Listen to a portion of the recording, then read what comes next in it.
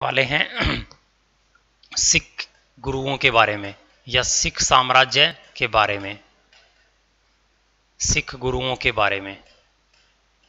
तो मैं एक बार सिख गुरुओं के नाम लिख देता हूं, सभी सिख गुरुओं के। तो देखिए, सबसे पहले हम पढ़ने वाले हैं गुरु नानक देव के बारे में। सबसे पहले हम पढ़ने वाले हैं गुरु नानक देव के बारे में। तो गुरु नानक देव में हम क्या पढ़ेंगे? तो गुरु नानक देव में हम पढ़ने वाले हैं, देखिए गुरु नानक देव ने स्थापना की थी किसकी? सिख धर्म की। तो आपको इसी में पढ़ना है गुरु नानक देव को। तो देखिए, आप इसमें सबसे पहले पढ़ेंगे गुरु नानक देव का जन्म कब हुआ था। तो हम पढ़ते हैं 1469 में इनका जन्म पंजाब के तलवंडी में हुआ था। पंजाब के तलवंडी में हुआ था। इसके बाद आप याद रखोगे इन्होंने सिख धर्म की स्थापना कब की थी।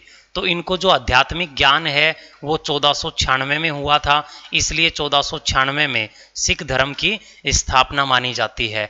हमें इन गुरुओं में कुछ ऐसा याद नहीं रखना है, गौर से देखें। आपको जो 10 गुरु हैं, इन 10 गुरुओं ने कुछ इंपॉर्टेंट काम किए थे। आप इन 10 गुरु के सिर्फ वो इंपॉर्टेंट काम याद रखेंगे जो जो इन्होंने इंपॉर्टेंट काम किया, आपके एग्जाम में आपसे पूछे जाते हैं। तो हम पढ़ते हैं, इसके बाद इन्होंने संगत व पंगत व्यवस्था की शुरुआत की थी। इन्होंने संगत व पंगत व्यवस्था की शुरुआत की। इन्होंने संगत व पंगत व्यवस्था के प्रारंभ किया था। अब ये संगत व पंगत व्यवस्था क्या है? संगत का मतलब है धर्मशाला, यानी लोगों को इकट्ठा करके उनको ज्ञान बांटना, और पंगत का मतलब होता है निःशुल्क खाना खिलाना, निःशुल्क भोजनालय देना, निःशुल्क भोजन देना। तो इन्होंने क्या किया था? संगत व पंगत की शुरुआत की थी। तो हम पढ़ते हैं, इन्होंने निःशुल्क भोजनालय देना और इन्होंने धर्मशाला यानी कि ज्ञान देने की शुरुआत की थी गुरु नानक देव ने। इसके बाद अगले जो गुरु थे वो थे नंबर 2 के ऊपर गुरु अंगद देव। इसके बाद अगले जो गुरु बने थे उनका नाम था गुरु अंगद देव। इनमें आपको याद रखना है इनका बचपन का जो नाम था, ये कई बार एग्जाम पूछ लेता है। इनके बचपन का जो नाम था वो लेहना था। इनके बचपन का जो नाम था वो लेहना था। इन्होंने इंपॉर्टेंट काम क्या किया था जो आपके एग्जाम में पूछा जा सकता है? इन्होंने गुरुमुखी लिपि का आविष्कार किया था। इन्होंने गुरुमुखी स्क्रिप्ट लिपि का आविष्कार किया था, या इस लिपि की इन्होंने खोज की थी। और इन्होंने क्या इंपॉर्टेंट काम किया था? तो इन्होंने जो पंगत व्यवस्था थी, इन्होंने जो पंगत व्यवस्था थी, इस पंगत व्यवस्था को स्थायी रूप प्रदान कर दिया। इस पंगत व्यवस्था को स्थायी रूप दे दिया। अब ये स्थायी परमानेंटली क्या है?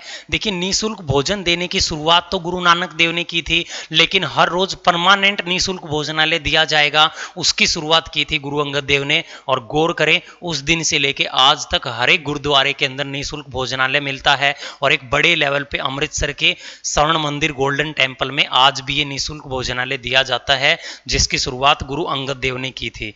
इसके बाद हम पढ़ते हैं, इनके जो तीसरे गुरु थे उनका नाम था गुरु अमरदास। गुरु अमरदास। गुरु अमरदास से हमारे एग्जाम में क्वेश्चन क्या बनते हैं?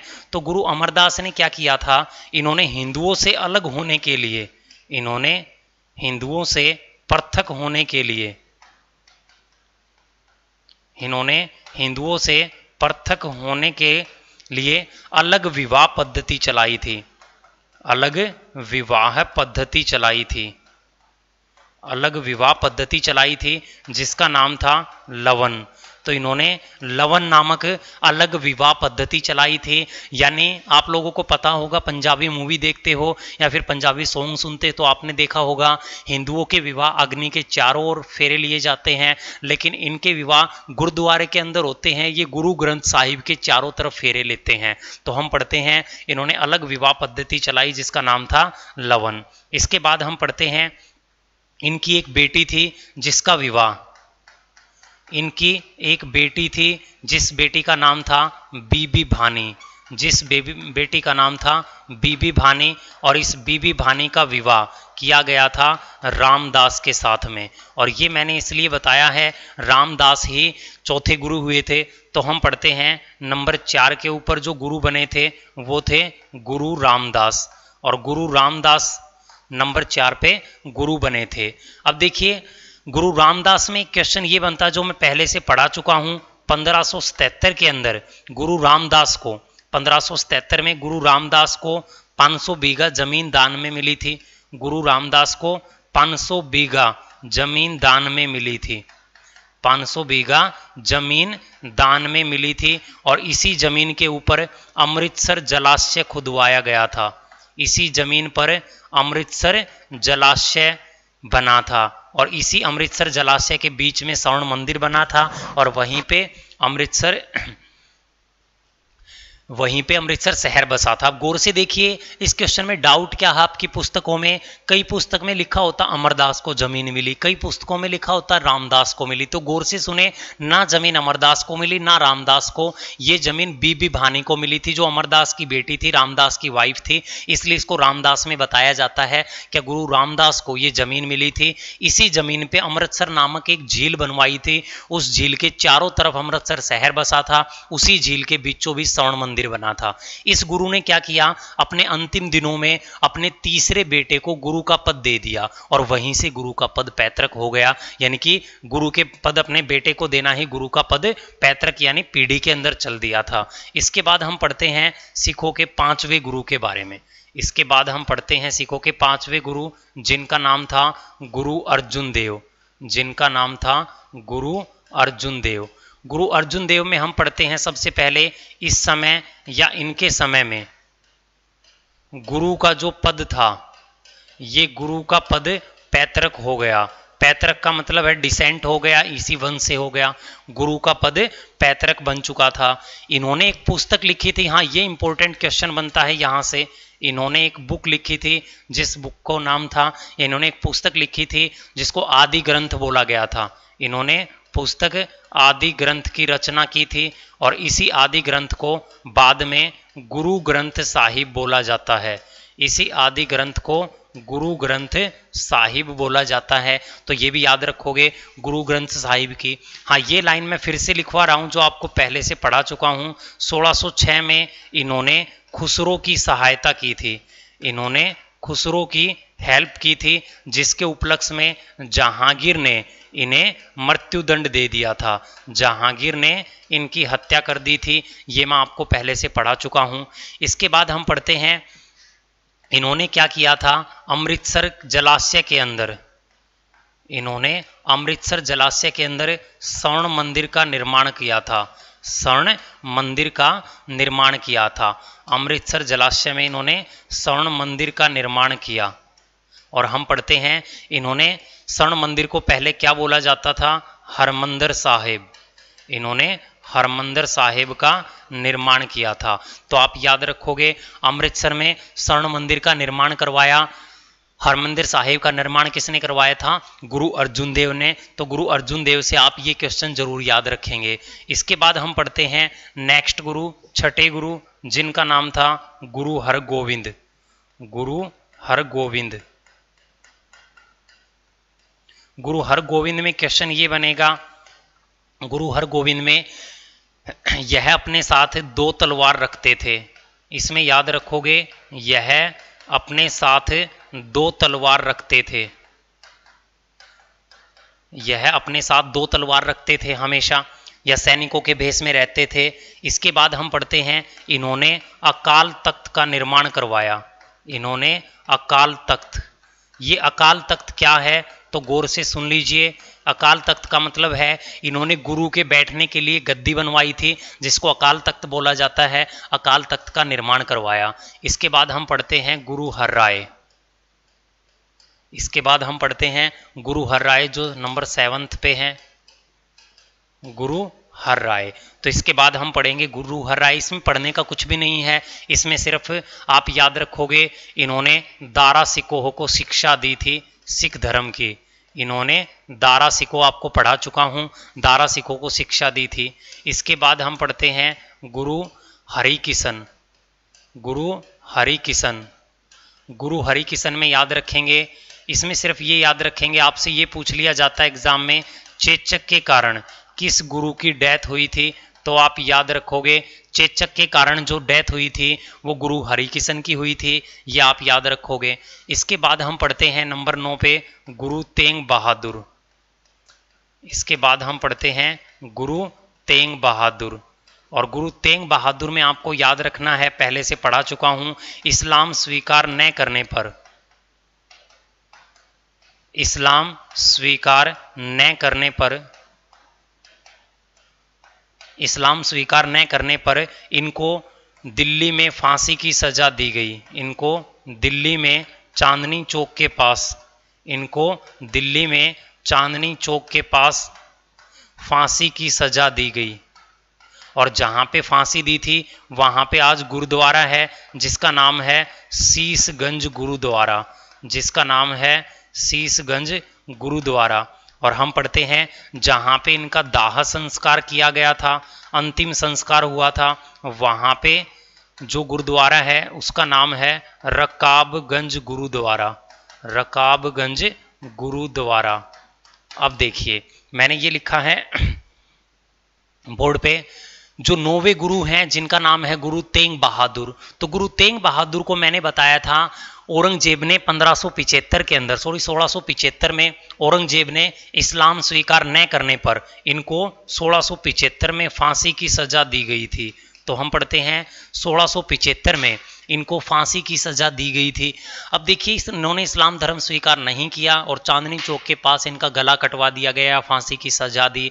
जहां पे इनको फांसी की सजा दी थी वहां पे गुरुद्वारा आज प्रेजेंट में दिल्ली में, पुरानी दिल्ली में है, जिसका नाम है शीशगंज गुरुद्वारा। और जहां पे इनको अंतिम संस्कार हुआ, दाह संस्कार हुआ, उस गुरुद्वारे का नाम है रकाबगंज। यानी जहां पे फांसी दी वो भी याद रखोगे और जहां पे दाह संस्कार हुआ वो भी आप लोगों को याद रखना पड़ेगा। और 1675 में इनको ये फांसी दी गई थी, ये भी आप याद रखोगे। इसके बाद हम पढ़ते हैं अंतिम गुरु के बारे में जिनका नाम है गुरु गोविंद सिंह।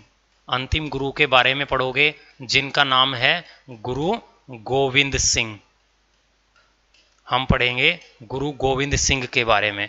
तो गुरु गोविंद सिंह में आपको पढ़ना है, गुरु गोविंद सिंह ने, हम पढ़ते हैं, खालसा पंथ की शुरुआत की। गुरु गोविंद सिंह ने खालसा पंथ की शुरुआत की, खालसा पंथ प्रारंभ किया। अब ये खालसा पंथ क्या था? तो देखिए इन्होंने सिखों की एक सेना बनाई थी, इन्होंने सिखों की एक सेना बनाई थी। तो हम पढ़ते हैं इन्होंने सिखों की एक सेना बनाई थी, इन्होंने सिखों की एक सेना बनाई थी जिसको खालसा बोला जाता था, खालसा पंथ की इन्होंने शुरुआत की थी। इसी में हम पढ़ते हैं इन्होंने पाहुल प्रणाली की शुरुआत की थी, इन्होंने पाहुल प्रणाली की शुरुआत की थी, पाहुल प्रणाली प्रारंभ की थी। पाहुल प्रणाली क्या है वो गौर से सुन लीजिए। पाहुल प्रणाली का मतलब ये है सिखों को सेना में भर्ती करने के लिए जो प्रशिक्षण दिया जाता है उसी को पाहुल प्रणाली बोला जाता है। इसके बाद हम पढ़ते हैं इन्होंने हर एक सिख को, इन्होंने हर एक सिख को या सिखों को अपने नाम के आगे, अपने नाम के आगे सिंह शब्द जोड़ने को कहा था। सिंह जो शब्द है ये सिंह शब्द जोड़ने को कहा था। तो हम पढ़ते इन्होंने हर एक सिखों को अपने नाम के आगे सिंह शब्द जोड़ने के लिए कहा था। इसके बाद हम पढ़ते हैं इन्होंने हर एक सिखों के लिए 5 चीजें अनिवार्य कर दी थी, हर एक सिखों के लिए 5 चीजें अनिवार्य कर दी थी, 5 चीजें अनिवार्य कर दी थी। वो 5 चीजें क्या अनिवार्य की थी? इन्होंने हर एक सिख को केस रखना अनिवार्य किया, हर एक सिख को कंघा रखना अनिवार्य किया, हर एक सिख को कृपाण रखना अनिवार्य किया, तलवार का छोटा रूप।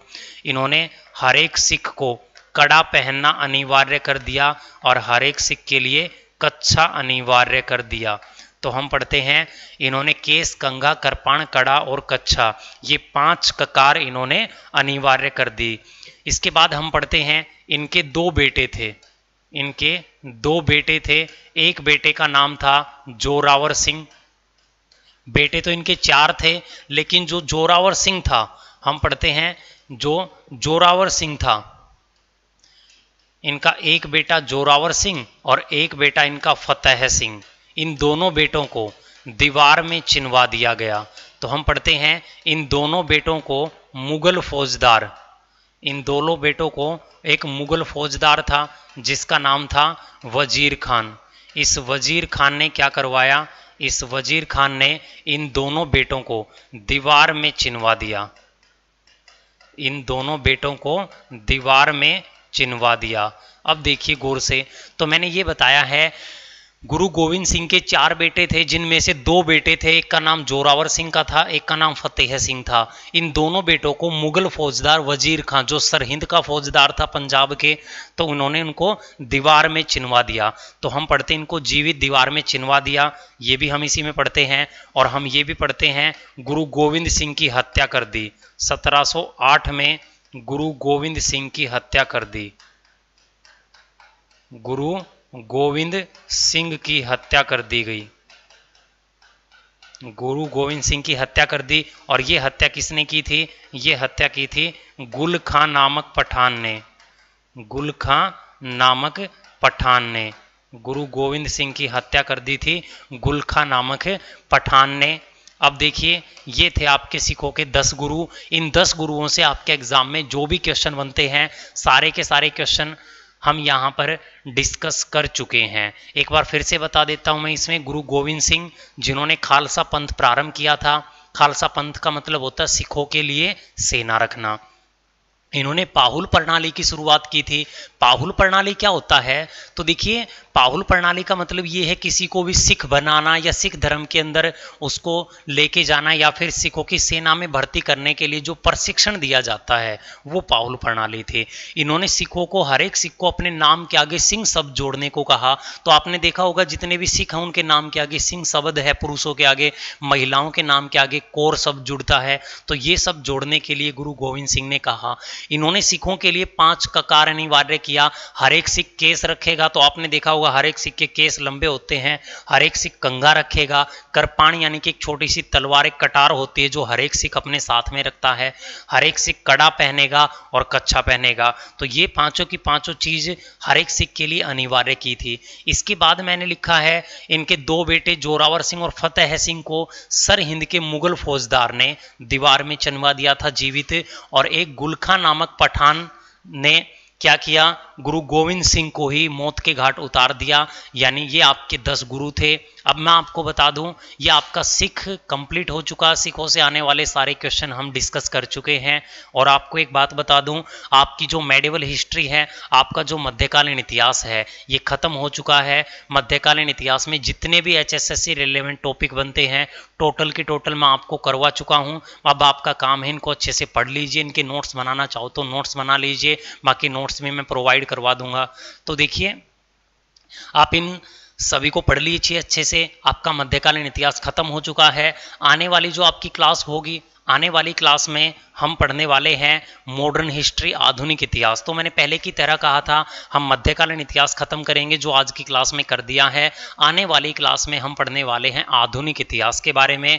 मॉडर्न हिस्ट्री जो मोस्ट इंपॉर्टेंट है आपके HSSC के लिए, उसमें सारा का सारा इंपॉर्टेंट है। हम बिल्कुल बारीकी से अच्छे से करेंगे मॉडर्न हिस्ट्री को। और आने वाली क्लास में मॉडर्न हिस्ट्री की शुरुआत होगी, उसके बाद हम प्राचीन इतिहास पढ़ने वाले हैं। तो आज की क्लास को हम यहीं पे समाप्त करने वाले हैं। आप सभी लोगों का पढ़ने के लिए धन्यवाद। बेस्ट ऑफ लक आप सभी का। पढ़ते रहिए। बार बार बता चुका हूँ एग्जाम नियर बाई आ चुके हैं, ठीक है। तो अच्छे से पढ़ें। प्रीवियस क्लासों को भी बार बार देखते रहें, ये ना कि एक ही बार आप क्लास को देखो, बार बार क्लास को देखते रहो। उससे आपके जितने डाउट हैं वो सारे के सारे क्लियर हो जाएंगे, अच्छे से याद हो जाएंगे। बार बार देखोगे, अगर बार बार पढ़ोगे तो। आने वाली क्लास में शुरुआत करते हैं मॉडर्न हिस्ट्री की। तो आज के लिए इतना ही। धन्यवाद। मिलते हैं अगली क्लास में।